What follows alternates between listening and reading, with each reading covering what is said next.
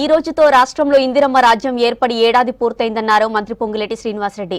కాకిగోలలు చేసేవారి మాటలు నమ్మకుండా ప్రజలు ఇందిరమ్మ ప్రభుత్వానికి మద్దతు ఇస్తున్నారని తెలిపారు. రైతు సర్కార్ ఎలా ఉంటుందో రేవంత్ సర్కార్ చూపించిందని తెలిపారు. భద్రాద్రి కొత్తగూడెం జిల్లా జూలూరుపాడు గ్రామంలో అభివృద్ధి పనులకు శంకుస్థాపన చేశారు మంత్రి. ఈ నెల 5న సీఎం రేవంత్ ఇందిరమ్మ ఇళ్ల యాప్ను ప్రారంభించనున్నారని తెలిపారు. పార్టీలకు అతీతంగా ప్రతి పేద కుటుంబానికి ఇందిరమ్మ ఇల్లు ఇస్తామని చెప్పారు పొంగులేటి.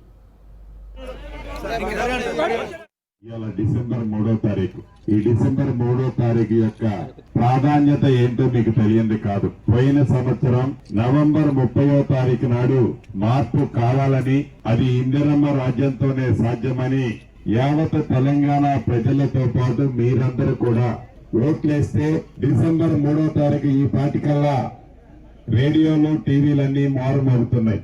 ఇందిరమ్మ రాజ్యం వచ్చింది, మన కష్టాలన్నీ తీరాయి, ఇందిరమ్మ రాజ్యంలో మంచి పరిపాలన మాకు దక్కుతుంది అని సంబరాలు జరుపుకుంటున్న రోజు ఈ రోజు.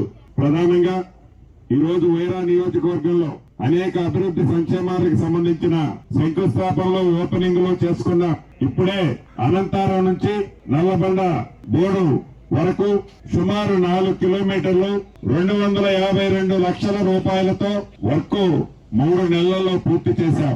ఇంతే కాదు, సంక్షేమంతో పాటు అభివృద్ధిని కూడా ఈ రాష్ట్ర ప్రభుత్వం గడిచిన సంవత్సరంలో ఎన్నికల ముందు చెప్పిన హామీలే కాకుండా చెప్పని అనేక హామీలను నెరవేరుస్తూ పేదవాడికి, ఎవరైతే వెనకబడ్డ ప్రాంతాలు ఉన్నాయో ఆ ప్రాంతాలకి అన్ని సంక్షేమ కార్యక్రమాలు, అభివృద్ధి కార్యక్రమాలు ఇందిరమ్మ రాజ్యంలో చేసుకుంటున్నాం.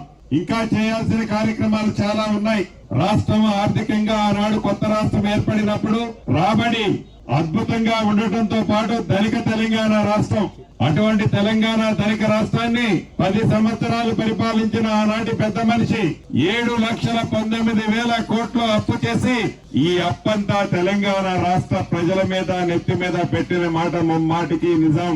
ఈనాడు ఇందిరమ్మ రాజ్యంలో ప్రతి నెల 6,500 కోట్ల రూపాయలు అసలు మిత్తి కడుతూ అభివృద్ధిని, సంక్షేమాన్ని 2 కళ్ళలా చూస్తూ ఇచ్చిన మాటలు ఒక్కొక్కటి ఆర్థిక ఇబ్బందులను అధిగమిస్తూ చెప్పిన ప్రతి మాటని నిజాయితీతో ఈ ప్రభుత్వం చేస్తూ వస్తున్నది నిజం.